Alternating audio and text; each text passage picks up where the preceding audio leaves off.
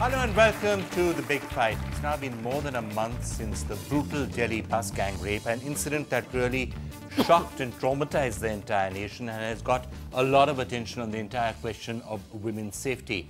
But everywhere I go, there's one big question that people keep asking, that yes, there's been a lot of attention on this and the media is focused on this and people have been out there on the roads and there have been candlelight marches and the rest of it. But at the end of the day, is anything going to change?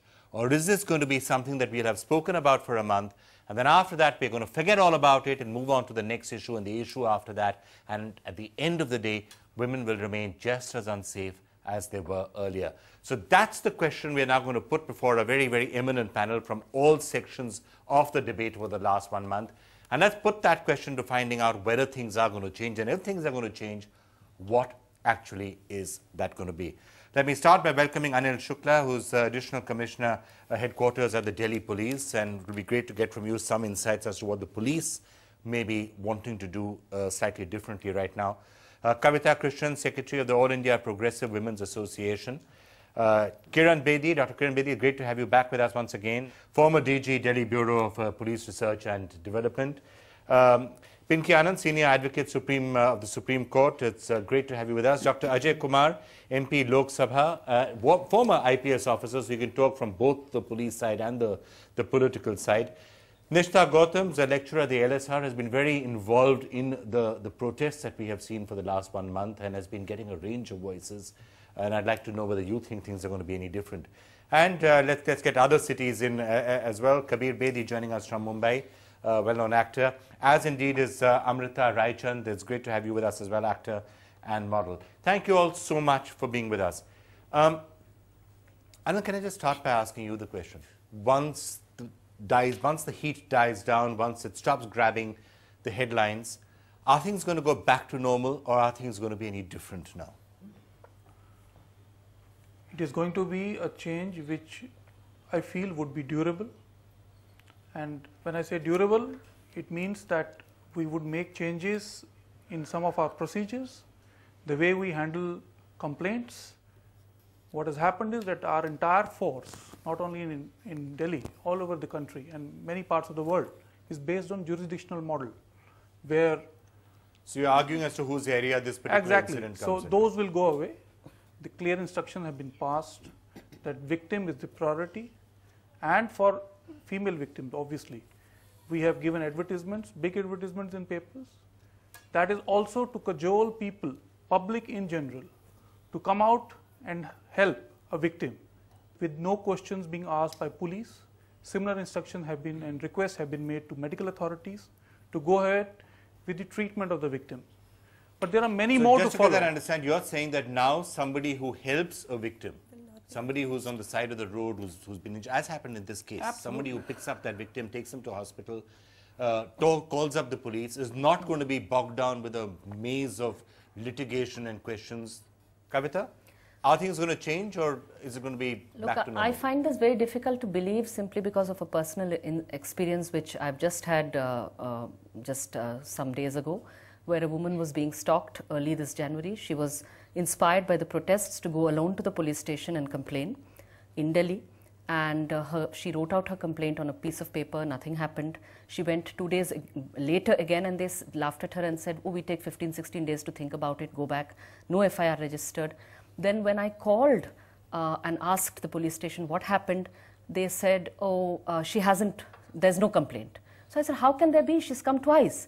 So then they went to her house when I pressurized, and then they told me that we can't register an FIR because she isn't telling us the address of her stalker. Okay. Then when I called up the DCP, he was very nice. He was very polite, very helpful.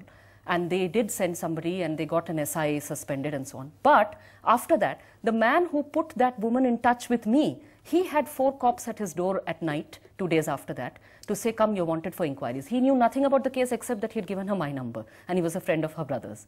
So I'm saying, you know, that was pure intimidation. 4 cops at the door at night. For what? They asked him, we asked later, why did you do this? And they said, oh, his number turned up in her call records. I said, but you could have asked her, who is this whom you have called? She would have said that I called him for help to contact a women's organization. That's it. Then they told our people that why did she contact a women's organization? She shouldn't have done that, and that is why we are.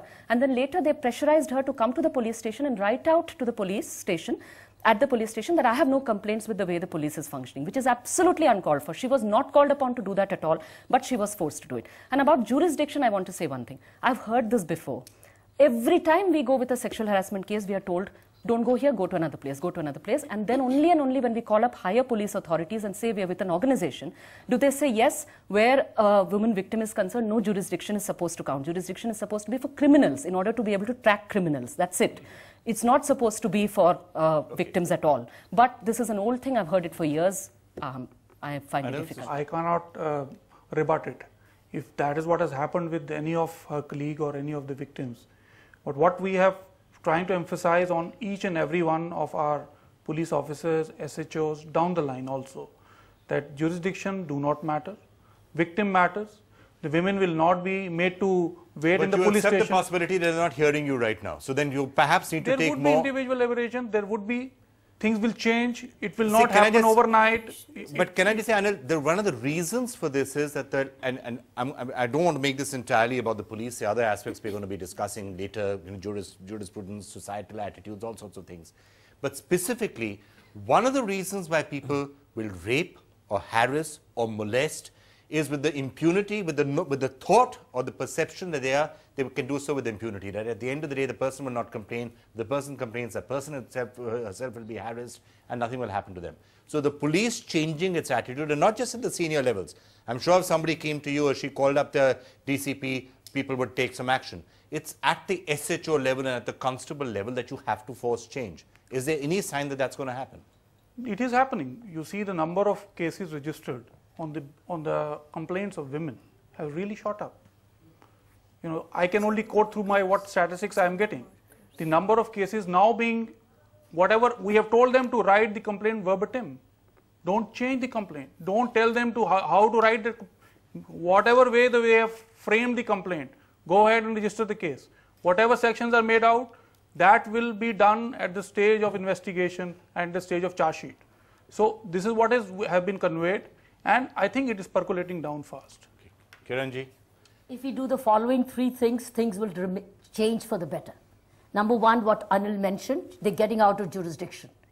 They should also get out of statistics. How many cases registered last year and how many more and how many less.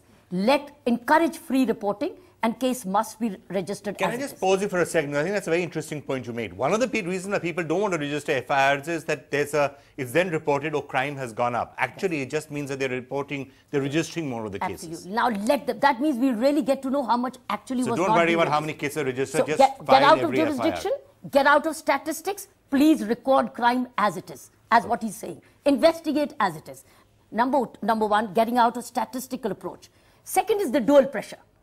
The dual pressure within the department to the SHOs that you got to deliver. Your performance appraisal is dependent on your is dependent on right response, right? And also public pressure. People must continue to make Jantar Mantar their venue. You make mistakes, we're going to go back to Jantar Mantar. I think that's critical to keep that alive at least for another year. Fine. India's #1 news app just got even better. Download NDTV's new app. Fully optimized for retina display. Full screen view. Faster response time. And Sudoku. NDTV's new iPad app. Download now.